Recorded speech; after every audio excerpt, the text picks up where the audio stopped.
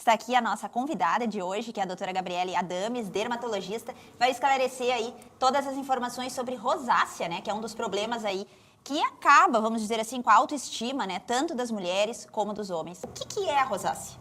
Bom, eu falo muito assim em relação à dermatologia, a pele reflete as nossas emoções e a rosácea não é diferente disso. A rosácea é uma alteração inflamatória que acomete tanto homens quanto mulheres, principalmente depois dos 30 anos de idade, apesar de que pode acontecer em qualquer época, né? Ela é uma alteração inflamatória da pele, então ela pode ser desencadeada tanto por alimentos mais apimentados, por bebidas alcoólicas, estresse, alguns acham que aparece mais com atividade física e a principal queixa é aquela bochechinha mais vermelha, né? Acontece muito na descendência, principalmente quem tem descendência italiana e alemã, né? Então, no Rio Grande do Sul, a gente tem uma incidência altíssima de rosácea, né? E tem vários graus, né? Então, começa com aquele grau assim, o paciente tá com o rosto normal e do nada começa com aquela bochechinha mais avermelhada, né? Então, tem alguns momentos que isso começa a incomodar mais, o que altera muito a qualidade de vida, né? Então, afeta até alguns ambientes de trabalho, mostrando, às vezes a pessoa diz assim, eu tô no meu ambiente de trabalho e os outros acham que eu tô com vergonha, ou que eu tô inseguro, transmitindo insegurança, né? Mas não, é uma alteração inflamatória da pele que está independente do estado emocional daquele momento. Pois né? justamente eu ia te questionar sobre isso, né? Que quando a gente fala em pele, a gente fala no sistema emocional, né? Qual é a conexão, doutora, que tem a nossa pele justamente com o que a gente está vivenciando ou o que a gente vivenciou e que depois ela vai refletir na pele? No primeiro momento, dá para pensar também na alteração climática, né? Então, esse ambiente frio que a gente está, vento, frio, em contato externo com a nossa pele, vai desencadear uma rosácea, né? E da parte interna, o que acontece, que entra na fisiopatologia da doença, é pela vasodilatação. Ou seja, né, os vasos, eles começam a ficar com células inflamatórias em volta e eles vão aumentando, né? Primeiro, isso é temporário, vai e volta, né? Que é o que a gente chama de flushing, que é a bochechinha que vai e volta, que fica mais vermelha. Depois, eles já ficam dilatados permanentemente, né? E aí, fica com aqueles vasinhos mais visíveis. E o nariz também é muito comum, né? Ficar com o nariz mais avermelhado, alguns pacientes relatam no queixo.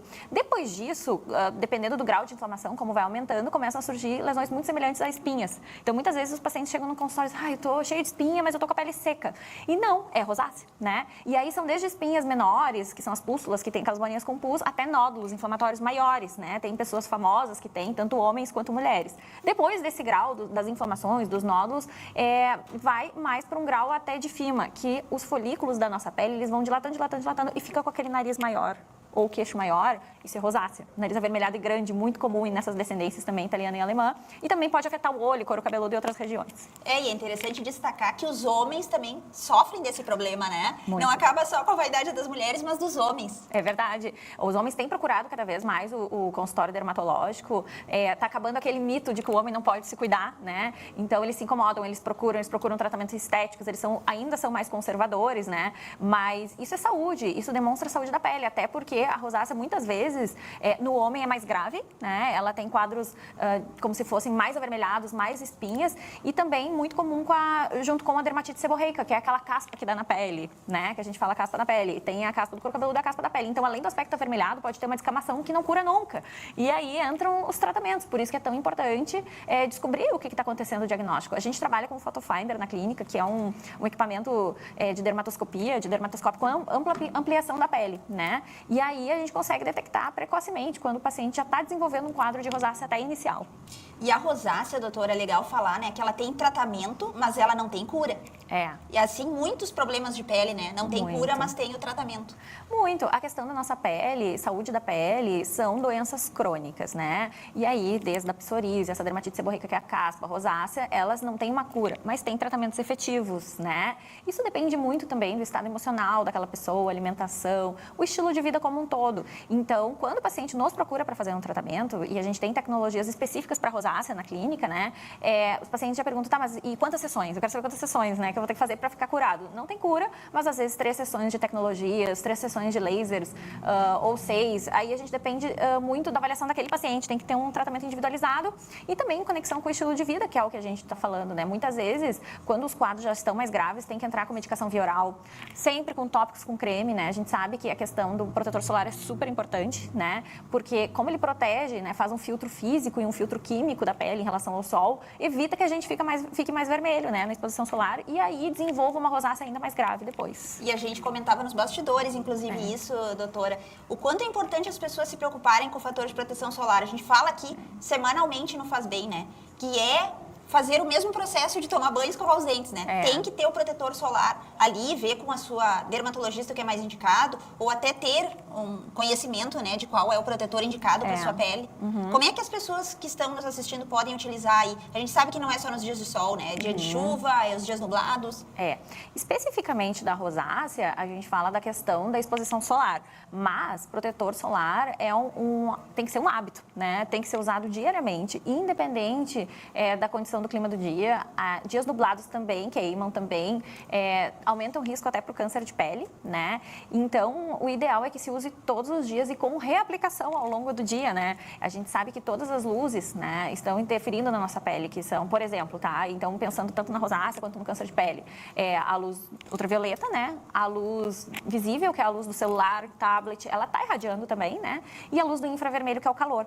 Então, até um ambiente muito quente, por mais que não seja uma luz direta, pode fazer uma vasodilatação e piorar a rosácea. Então, para pacientes que ficam muito na cozinha, às vezes entram no carro e o carro está muito quente, secador de cabelo, podem piorar algumas doenças inflamatórias como a rosácea ou o melasma, que são as manchas na pele que também pioram com a luz do infravermelho, que é o calor, a luz visível, tablet celular e também a luz do sol.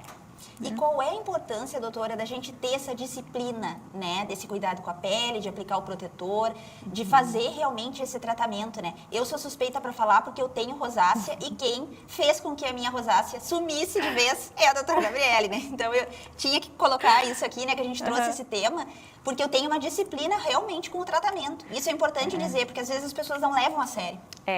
Exatamente. É um tratamento contínuo.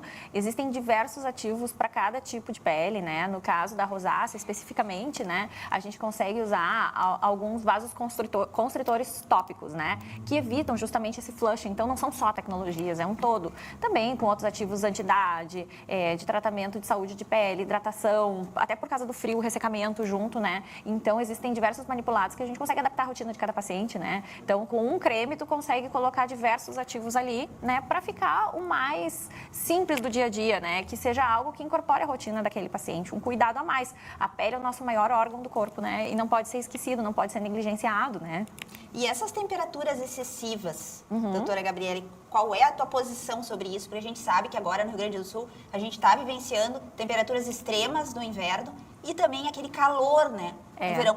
Qual é a contribuição negativa que a gente pode dizer que isso traz para a nossa pele? O que acontece mais nessa época?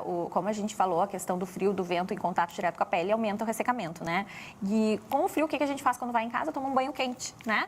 E aí eu faço uma analogia com a tábua do churrasco. Como é que a gente tira a gordura da tábua do churrasco? Água quente. Como é que tu faz em casa? Chega, toma um banho quente e tira toda a gordura da nossa pele, tira toda a proteção, né? E aí o organismo entende assim, tá, mas onde é que tá essa gordura? Eu vou produzir mais. Então, começa a ter o que a gente chama de desbiose, ou seja, aquelas bactérias, aqueles ácaros, às vezes, que estão ali, eles aumentam e diminuem a concentração e não estão mais em estabilidade. E aí acaba com a proteção da nossa pele. E o que acontece depois? Pode surgir rosácea, que também é causada por ácaros e bactérias, pode surgir essa dermatite seborreica que a gente comentou, pode surgir algumas doenças que acontecem muito mais no inverno e até a questão da coceira, né? Então, a gente atende muitos pacientes assim, eu tô com uma coceira, tá, mas você tá tomando banho quente? Tô. Inclusive no couro cabeludo, né? Por causa disso, porque tu tirou toda a gordura da tua pele, tu tá com a pele muito mais ressecada, por causa da temperatura, e aí não hidrata, não tem um hábito de hidratação, então podem se machucar, podem desenvolver algumas doenças secundárias, né? E aquelas feridinhas que não cicatrizam mais pela coceira ou algum machucado. Então, é importante que tenham um cuidado maior, e isso em qualquer idade, né? Isso desde a adolescência, né? Que incomoda muito pela questão da produção de sebo, de óleos, até a meia-idade, até depois da menopausa, que a pele já está mais ressecada. E além dessa questão do banho quente, né? Que a gente sabe que é um problema, quais seriam os gatilhos que afetam aí a rosácea? Alguns a gente até comentou, né? Existem alguns medicamentos, assim, a gama é ampla, né? O fator genético, né? Super importante, 30% das pessoas é por um fator genético de descendência. Alimentação, alimentos apimentados, alimentos mais temperados também podem. Bebidas alcoólicas, como vinhos, a gente sabe que também tem um desencadeante maior. Existem relatos da questão da rosácea com algumas doenças neurológicas também, como Parkinson, né? Então, isso já está na literatura. temperatura, atividade física, né? Atividade física, principalmente atividade extenuante, né? Que é corrida ou um aeróbico muito forte. E a exposição solar. Esses são os principais. E o estresse, claro, né? Sempre afetando a nossa pele. E essa alimentação calórica, né? Mais calórica, vamos dizer assim, que a gente tem aí no inverno. Tem alguma dica, algo que as pessoas podem fazer para tentar colocar algo mais saudável no dia a dia aí, para também não prejudicar, porque a gente sabe que a caloria acaba também trazendo acne, né? Não Sim. só a rosácea. Sim, a gente fala de glicação, né, na pele. Então, todos esses alimentos que depois vão virar açúcares como um todo, né? Isso tanto com dos carboidratos quanto os próprios doces ou alimentos com uma menor metabolização vão estimular maior a produção de sebo da pele. A questão da rosácea, a questão gastrointestinal está total relacionada com a nossa pele.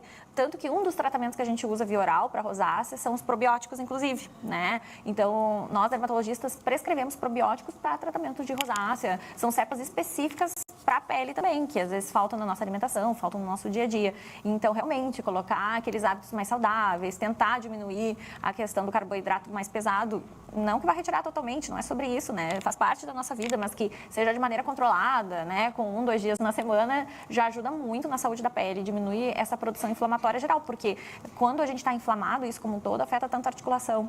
Pode dar queda de cabelo, pode dar acne, pode dar rosácea, e aí outros problemas, né, do organismo como um todo, né? Como amenizar essa irritação da pele, doutora, agora com esse tempo mais frio, assim? Tem uma dica final que tu pode deixar aí para finalizar o nosso Faz Bem de hoje? Em primeiro lugar, consultar um dermatologista de confiança para ver se você tem rosácea, né? Fazer esse diagnóstico e definir o tratamento. Ingerir muita água, usar filtro solar e usar hidratante, repetir isso todos os dias como uma rotina durante todo o inverno. Deixa o teu contato para quem está nos assistindo, tuas redes sociais, para que o pessoal possa procurar lá mais informações aí contigo na rede social. Então, a nossa clínica fica na Nilo Peçanha, 3245, e o nosso arroba é Gabriele com 2 L's e E, Adames Dermato. Muito obrigada pela tua participação. convite.